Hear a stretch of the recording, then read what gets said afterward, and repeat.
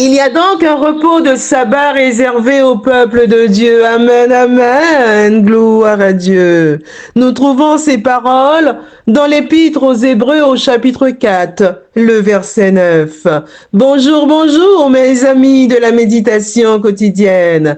Comment allez-vous en ce 6e jour de la semaine, jour de préparation du Saint Sabbat de l'Éternel? J'espère que vous allez bien et que vous êtes prêts à découvrir notre récit historique de la semaine, avant de se retrouver très bientôt par la grâce de Dieu pour de nouvelles méditations.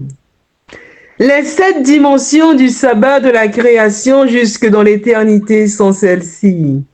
Il a été donné par Dieu lui-même en Éden, Genèse 2, versets 1 à 3. Il a été donné à nouveau sur le mont Sinaï, Exode 20, versets 8 à 11.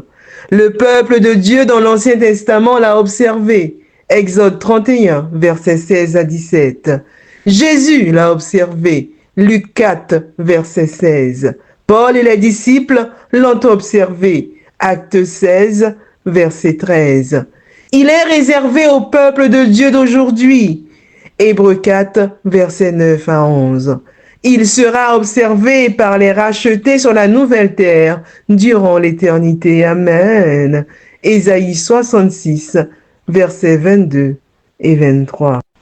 À l'inverse, le dimanche est absent en Éden, absent sur le mont Sinaï, absent dans l'Ancien Testament, absent chez Jésus-Christ, absent chez les disciples, absent chez le peuple de Dieu d'aujourd'hui. Même le nom du dimanche sera absent durant l'éternité. Mes amis, le choix que nous faisons aujourd'hui déterminera notre position dans l'éternité. Amen. Prions le Seigneur. Notre Père qui est aux cieux, nous te disons merci pour ton amour, pour ta miséricorde envers nous, pour le sacrifice de Jésus-Christ, notre Seigneur et Sauveur. Ô Père, nous voilà à tes pieds en ce matin. Tu nous as fait grâce en nous accordant le don de la vie. Nous te remercions pour cela. Nous te demandons pardon pour nos fautes commises envers toi. Lave-nous, je t'en supplie, purifie-nous dans le sang de l'agneau et aide-nous chaque jour à refléter le caractère de Jésus-Christ. Merci encore pour cette semaine de méditation qui s'achève. Merci particulièrement pour le récit historique de ce matin. Aide-nous, Père, à ne pas oublier que c'est maintenant qu'il nous faut accepter Jésus-Christ dans notre vie. Ô Père, merci encore pour toutes ces paroles que tu nous révèles toutes les semaines. Merci encore. Merci pour tout.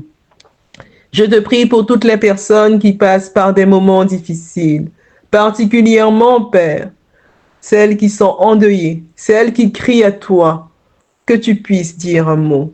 Merci encore. Merci, Père, pour tout. Je ne t'ai pas prié parce que je suis bonne et digne à tes yeux, mais je t'ai prié dans le précieux nom de Jésus-Christ, ton Fils, qui vit et qui demeure au siècle des siècles. Amen. Mes amis, comme d'habitude, nous allons faire un récapitulatif des méditations qui ont été lues cette semaine. Dimanche, notre méditation avait pour titre « Si tu ne veux pas qu'on le sache, alors ne le fais pas ». Notre verset à mémoriser se trouvait dans le livre de Matthieu au chapitre 10, le verset 26 qui nous dit ceci « Ne les craignez donc point, car il n'y a rien de caché qui ne doive être découvert, ni de secret qui ne doivent être connus. » Je vous ai raconté l'histoire de William Murdoch. Notre réflexion était la suivante. Notre Dieu a dit que tout finit par se savoir et rien ne reste caché qui ne doive pas être révélé. Le jugement divin mettra au grand jour les plus terribles secrets. Nous ne pouvons éviter toutes les erreurs, et même celui qui se croit être un bon chrétien peut se tromper. Mais il convient de confesser immédiatement nos transgressions à Dieu au lieu de les cacher, car après tout, tout sortira au grand jour. permettant que la lumière de la vérité divine illumine notre vie pour qu'il n'y ait rien de caché qui finalement sera révélé au dernier jour. Mercredi, notre histoire biblique de la semaine avait pour titre Nadab et Abihu. Notre verset à mémoriser se trouvait dans le livre du Lévitique au chapitre 10, le verset 1, qui nous dit ceci. Les fils d'Aaron, Nadab et Abihu prirent chacun un brasier, y mirent du feu et posèrent du parfum dessus. Ils apportèrent devant l'Éternel du feu étranger, ce qui ne leur avait point ordonné. Notre réflexion était la suivante. Nous ne pouvons pas nous présenter devant le Dieu Tout-Puissant et Saint en jouant avec des choses profanes comme si elles étaient saintes. Dieu n'accepte pas n'importe quel feu, il n'accepte pas n'importe quelle musique ou n'importe quel culte. Ce qui est saint et ce qui ne l'est pas n'a aucune place devant le Seigneur de l'univers. Amen.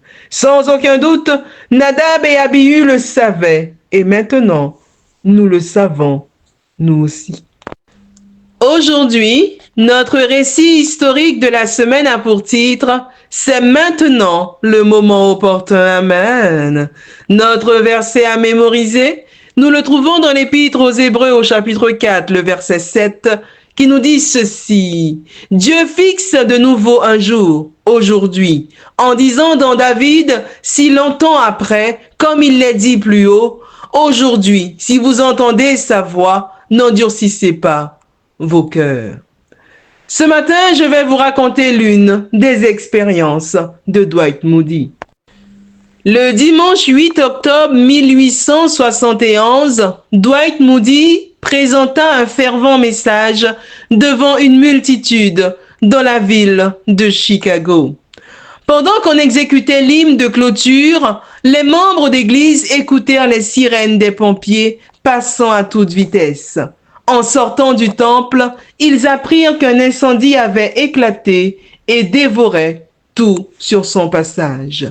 Craignant le pire, Dwight Moody sortit pour aller secourir sa famille, puis se porta au secours d'autres personnes.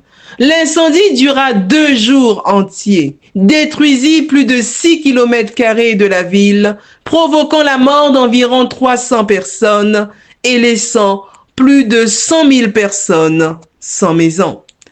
Cette nuit-là, Dwight Moody avait prêché sur Matthieu 27, verset 22, qui dit ceci. Pilate répliqua, « Que ferais-je donc de Jésus qu'on appelle le Christ ?» Il conclut son sermon en disant, « J'aimerais que vous sortiez, méditant ces paroles de Pilate, que vous les analysiez toute cette semaine et à la prochaine rencontre, nous déciderons de ce que nous allons faire de Jésus de Nazareth. » Il n'y eut pas de prochaine rencontre. Cette nuit-là, le temple fut complètement détruit et plusieurs des personnes présentes périrent dans les flammes féroces. Hélas. Depuis lors, Dwight Moody comprit qu'aujourd'hui, maintenant est le temps favorable pour décider de ce que nous ferons de Jésus-Christ. Qu'attendons-nous pour répondre à la question de Pilate? Lorsque le maître visita Zachée, il lui dit, « Le salut est entré aujourd'hui dans cette maison, parce que lui aussi est un fils d'Abraham. » Au larron sur la croix, il dit ces paroles consolantes, « Je te le dis en vérité, aujourd'hui tu seras avec moi dans le paradis. » Amen. Dans ce même ordre d'idées, l'apôtre Paul écrivit aux Corinthiens, « Au temps favorable, je t'ai exaucé, au jour du salut, je t'ai secouru. Voici maintenant le temps favorable, voici maintenant le jour du salut. » Amen. Notre récit historique de ce matin avait pour titre « C'est maintenant le moment opportun ». Notre verset à mémoriser, nous le trouvons dans l'Épître aux Hébreux au chapitre 4, le verset 7 qui nous dit ceci. « Dieu fixe de nouveau un jour aujourd'hui en disant dans David, si longtemps après, comme il est dit plus haut, aujourd'hui si vous entendez sa voix, n'endurcissez pas vos cœurs. Amen. Oui, mes amis, notre opportunité d'accepter Jésus-Christ est maintenant. Amen. Aujourd'hui, notre vie spirituelle n'a qu'un seul temps, le présent. Amen, amen. Gloire à Dieu. Il n'y a pas de passé, pas de futur. C'est maintenant ou jamais. Comme nous ne savons pas si nous aurons une autre opportunité pour répondre à la fameuse question de Pilate, aujourd'hui est le jour propice pour le faire. Que ferons-nous de Jésus-Christ? Acceptons-le comme notre Seigneur et Sauveur. Amen. Gloire à Dieu. La question nous est posée ce matin. Avons-nous déjà accepté Jésus-Christ dans notre vie? La question nous est posée ce matin, mes amis. Avons-nous déjà accepté Jésus-Christ dans notre vie? C'est sur cette réflexion que s'achève notre semaine de méditation. Je vous souhaite une excellente journée de préparation de sabbat et d'ores et déjà un bon sabbat. Que Dieu vous bénisse et je vous dis à bientôt, Dieu voulant, pour de nouvelles méditations.